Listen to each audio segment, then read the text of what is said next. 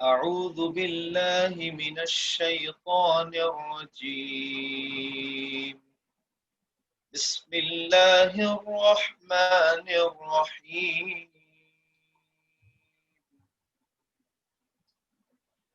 ومن أحسن قولا ممن دعا إلى الله وعمل صالحا وقال إنني من المسلمين ولا تستوي الحسنة ولا السيئة ادفع بالتي هي أحسن فإذا الذي بينك وبينه عداوة كأنه ولي حميم وما يلقاها إلا الذين صبروا وما يلقاها إلا ذو حظ عظيم وإما ينزغنك من الشيطان نزغ فاستعذ بالله إنه هو السميع العليم السلام علیکم ورحمۃ اللہ وبرکاتہ۔ وعلیکم السلام ورحمۃ اللہ وبرکاتہ۔ تلاوت قرآن مجید کے بعد اب ترانہ جامعہ پیش کرنے کے لیے برادرم حافظ سعید الرحمن سلفی بجڈیہ بنارس کو دعوت دیتا ہوں کہ وہ تشریف لائیں اور ترانہ جامعہ پیش فرمائیں۔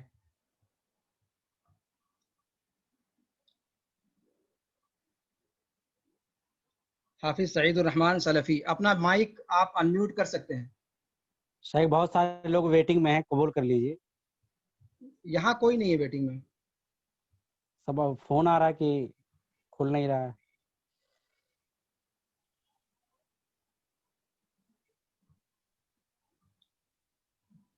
یہاں ویٹنگ میں نہیں دکھا رہا ہے کسی کو۔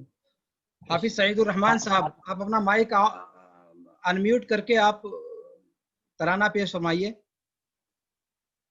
کوسٹ بن جائے گا تو ہم لوگ ہو جائیں گے، کوسٹ سے ہم لوگ ہو جائیں گے۔ حافظ سعید الرحمن صاحب موجود ہیں؟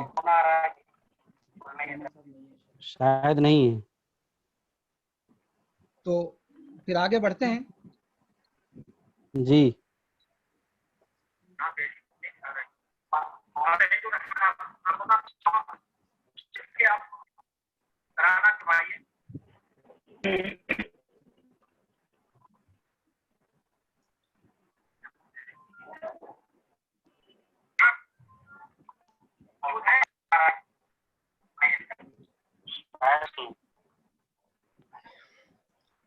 لگتا ہے کہ حافظ سعید صاحب ہم لوگوں سے جڑ نہیں سکے ہیں، تو اب کارروائی کو آگے بڑھاتے ہوئے میں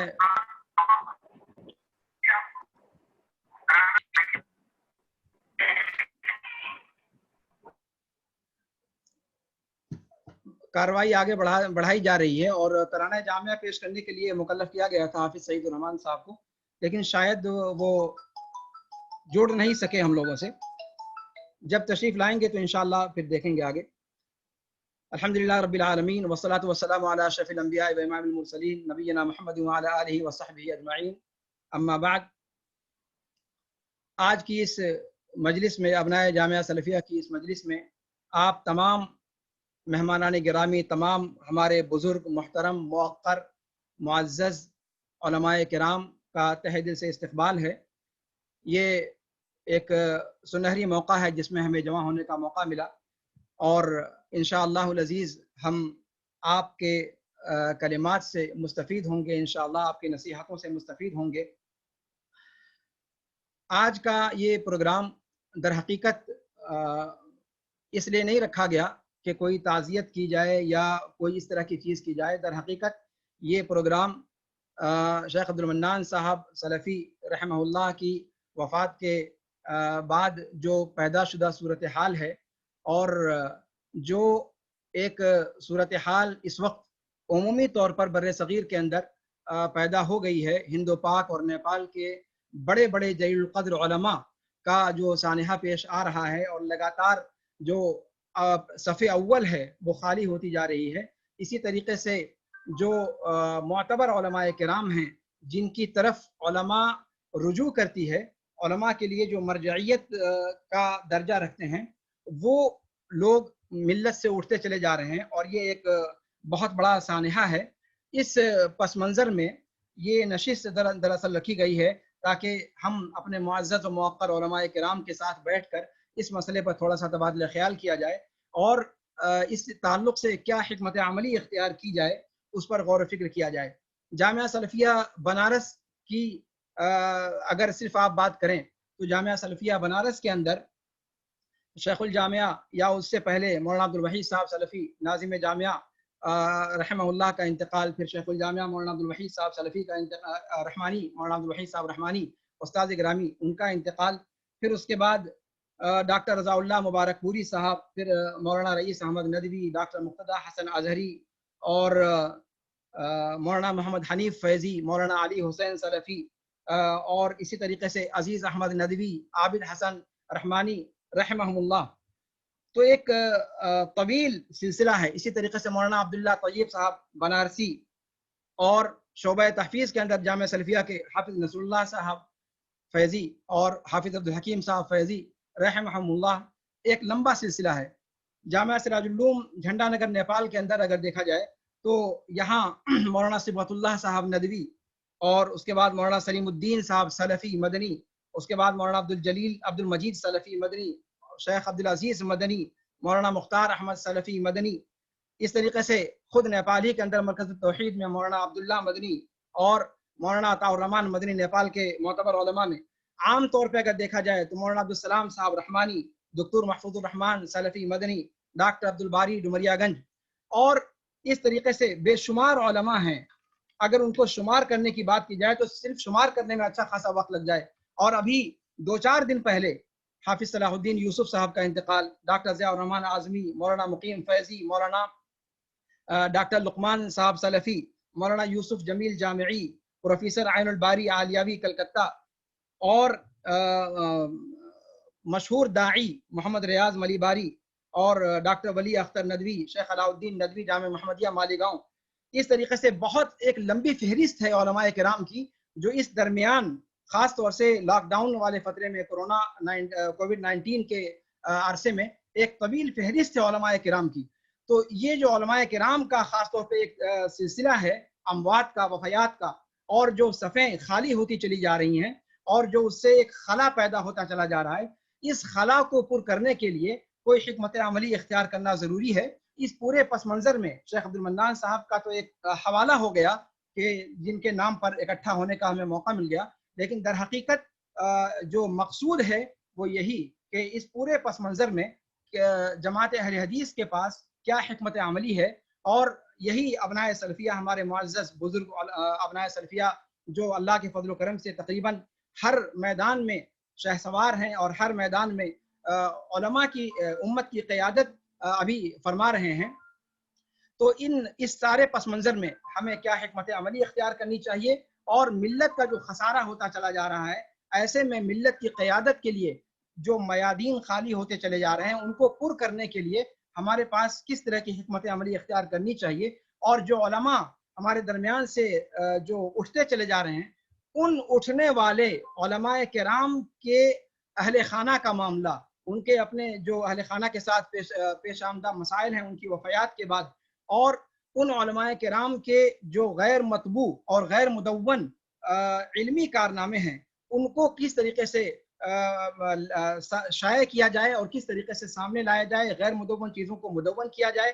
اس پر بھی ہمارے معزز اور بزرگ موقر علماء کرام کو سر جوڑ کر بیٹھ کر اس پر غور کرنے کی ضرورت ہے.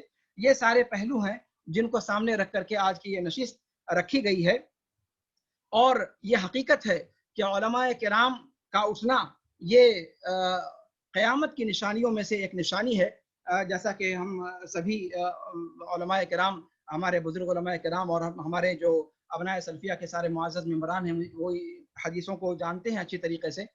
تو یہ جو اللہ کے رسول صلی اللہ علیہ وسلم کا فرمان ہے کہ ان اللہ لا يقبض العلم انتزاعا ينتزعه من العباد ولكن يقبض العلم بقبض العلماء حتى اذا لم يبق عالما اتخذ الناس رؤوسا جهالا فسئلوا فافتوا بغير علم فضلوا واضلوا.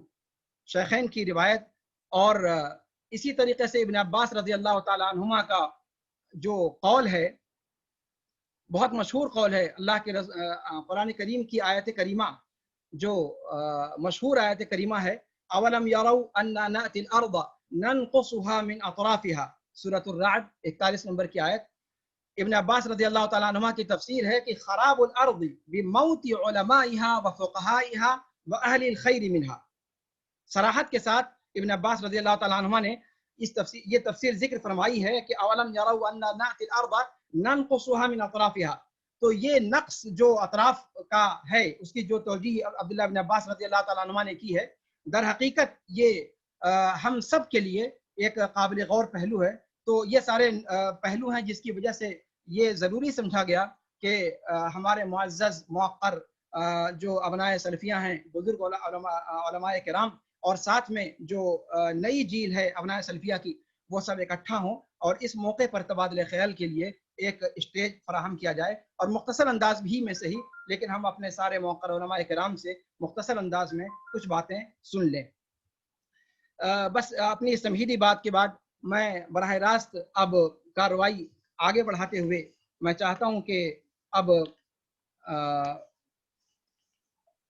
پروگرام کے سب سے پہلے مقرر جن کا نام یہاں پر درج ہے، فضیلۃ الشیخ عزیر شمس مکی حفظہ اللہ و تولا، میں ان سے درخواست کروں گا کہ وہ اپنے تاثراتی کلمات اور اس تعلق سے موضوع پر مناسب جو آپ سمجھیں تبادلہ خیال فرمائیں. والسلام علیکم ورحمۃ اللہ وبرکاتہ.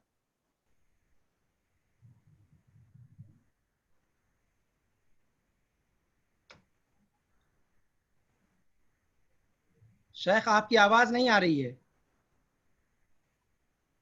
آپ مائک کی آواز بلند کریں شیخ، آواز اونچی کر دیں.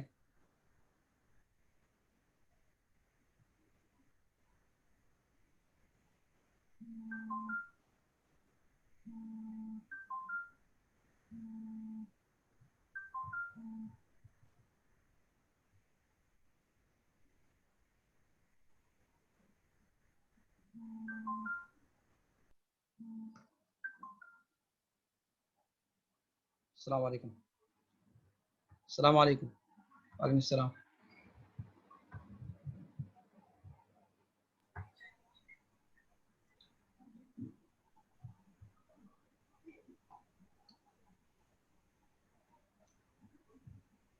جی شیخ آپ کی آواز نہیں آ رہی ہے.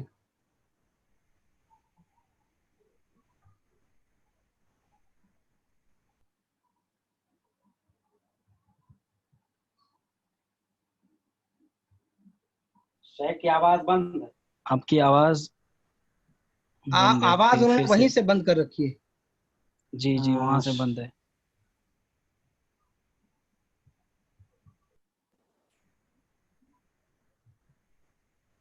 آپ کی آواز نہیں آ رہی ہے شیخ.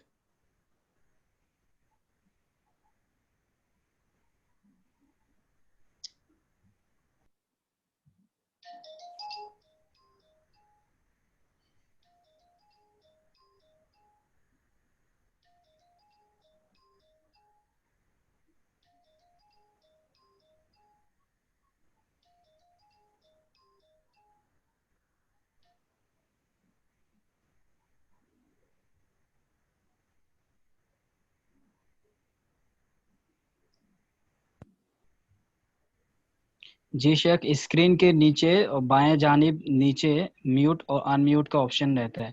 اگر میوٹ دبائیں گے تو ان میوٹ ہو جائے گا اور ان میوٹ دبائیں گے تو میوٹ ہو جائے گا.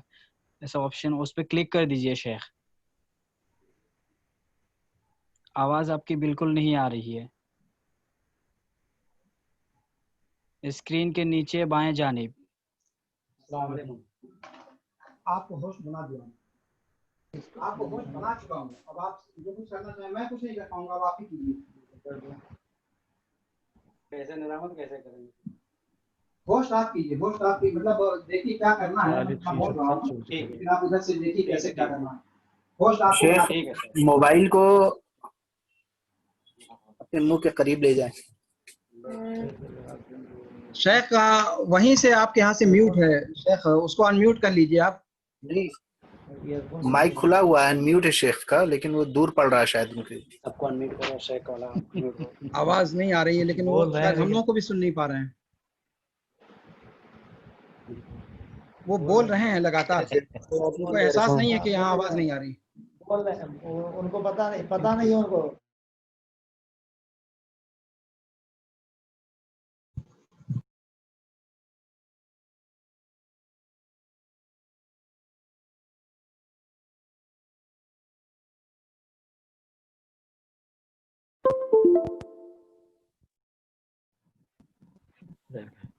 ये तो आवाज जा रही है ना अभी। वो बोल रहा है लेकिन आवाज कर रहा है। आवाज। अस्सलाम वालेकुम। आवाज गई?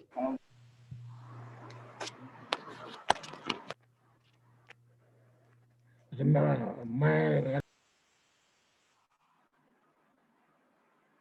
शेख मोबाइल को मुंह के पास लेके आइए। जी अनम्यूट है।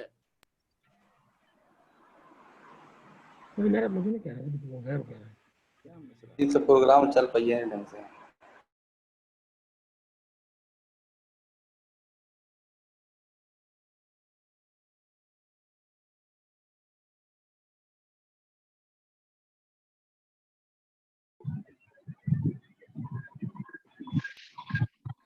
शेख का माइक म्यूट है और शेख काफी दूर से बोल रहे हैं, इस वजह से आवाज नहीं आ रही है। दूर से नहीं, आपने म्यूट कर रखा है जहाँ जिसने, हमारे यहाँ से अनम्यूट है। अब आवाज आ रही है? हेलो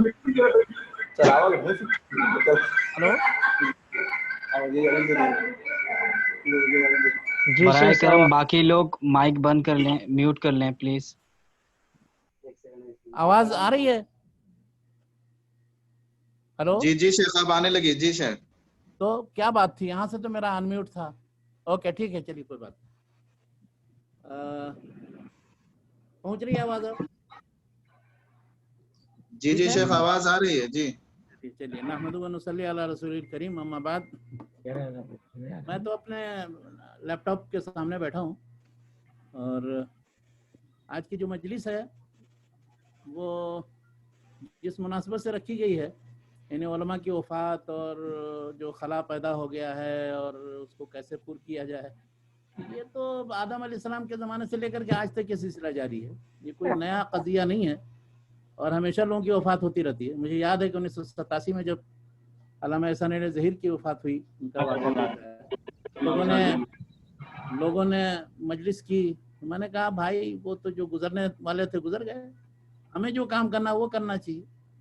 तो कहना ये है कि ये जो जितने मशाइख गुजर गए हमारे असातिज़ा में से, हमारे दोस्तों साथियों में से, तो अल्लाह ताला तौफीक दे कि हम लोग फिर उन्हीं के नक्श कदम पर चलते रहें और वो काम करते रहें जो दीन का है और इल्म फैलाते रहें और लोगों की तौजीह और उनकी रहनुमाई का काम जो उलमा पर वाजिब है वो करते रहें। और जामिया सल्फिया के फ़ारिग़ीन के ताल्लुक़ से ख़ास तौर पर 2-3 बातें मेरे जहन में थीं। सबसे पहली चीज़ तो ये कि ये 1963 में जामिया कायम हुआ, 1966 से तालीम शुरू हुई है और फ़ारिग़ीन की तादाद सैकड़ों से मुतजाविज़ होगी और दुनिया के शायद सारे बर्रे आज़म में फैले हुए हैं। बहुत कम लोगों का ताल्लुक़ एक दूसरे से शायद होगा और बहुत कम मालूमात एक को दूसरे से मुतालिक हासिल हैं। तो मैं पहले सबसे पहले तजवीज़ तो ये मेरी थी कि अगर कोई ऐसी डायरेक्टरी बना दी जाए, एक मजमुआ हो कि जिसमें जामिया सल्फिया के फ़ारिग़ीन खुद अपने कलम से अपने बारे में मालूमात, फ़राग़त के बाद, जामिया सल्फिया से फ़राग़त के बाद अब तक कहाँ किस जगह क्या काम करते रहे हैं और अब तक क्या काम कर रहे हैं, मुख्तसर में 2-3 सफ़े में वो अपनी तहरीर से जमा अगर कर दें और वो फिर इकट्ठा हो जाए, उससे इस्तिफ़ादा फिर लोगों को मुमकिन होगा। जिनकी वफ़ात हो चुकी है तो उनके बारे में जरायद और मजल्लात में जो लिखे गए हैं तो उनसे मालूमात लेकर के उनके बारे में 2-3 सफ़े मुलख़्ख़स मुख्तसर, इसलिए कि ये सबसे बड़ी कमी है जो हमारे मशाइख के सिलसिले में है कि कोई मजमुआ ऐसा नहीं है। 2-1 मजमुए छपे हैं लेकिन वो नाक़िस हैं और नामुकम्मल हैं। तो जामिया सलफ़िया की जो फ़ारिग़ीन हैं और जो जहाँ जिस मैदान में जिस जगह जिस इदारे से वाबस्ता होकर के या मुस्तकिल तौर पर कोई काम कर रहा है, उसका एक मजमुआ होना चाहिए और उनके ज़ाती हालात और उनकी खिदमात से मुतल्लिक़ खुद उनका अपना बयान सबसे ज़्यादा काबिल एतमाद होगा। तो वो मुख्तसर में 2-3 सफ़ा उनसे ले करके इकट्ठा करने की कोशिश की जाए, ये एक बहुत ज़रूरी चीज़ मैं समझता हूँ। दूसरी चीज़ है कि उनके जो तसानीफ़ या तराजिम तहक़ीक़ात के ताल्लुक़ से इल्मी काम है तो उनका भी एहसा किया जाए। हम देखते हैं कि 19वीं सदी 20वीं सदी के अंदर जितना कुछ ये अभी 200 साल के अंदर अहले हदीस तुरास जो था ज़ख़ीरा वो सब ज़ाया हो गया, मुंतशिर हो गया, पता भी नहीं चलता। बहुत सी किताबें जो लिखी गई बल्कि छपी हुई किताबें वो नहीं मिलती। मियाँ साहब का इंतकाल 1902 में हुआ, उनकी वफ़ात के थोड़े ही दिनों के बाद एक किताब छपी थी छोटी सी, हसरतुल आलम बिवफ़ात मुहद्दिसिल आलम। वो दुनिया में ढूंढ रहे हैं कि कहाँ किस जगह कोई नुस्खा मिल जाए, नहीं मिल रहा है। तो ये हाल है, अभी 120 साल 18 साल हुए हैं इस वाक़े को। तो अगर अभी से हम एक मजमुआ या बिब्लियोग्राफी या फहरिस्त जो भी उसका नाम दीजिए वो तैयार करने की कोशिश करें और कोशिश ये करें कि जितनी ये मतबूआ चीज़ें हैं उन सब की एक एक कापी कम से कम अपने मादर इल्मी जामिया सलफ़िया में भेज दें और वहाँ वो महफूज रहे, तो उससे इस्तिफ़ादा भी होता रहेगा और इंशाल्लाह वो सदक़ा जारिया भी रहेगा लोगों के लिए। ये दूसरी जहन में आई थी कि उनके जो तुरास इल्मी को महफूज रखने के लिए उसके लिए कोशिश ये की जाए कि जो जिसने जो काम किया है उनसे किताब के नुस्खे लिखे हैं, जो मखतूत हैं, जो नहीं छपे हैं, उनके बारे में मालूमात हो और फिर उनके इरशाद के सिलसिले में क्या पेशरफ्त हो सकती है, उनको क्या मशवरा दिया जा सकता है।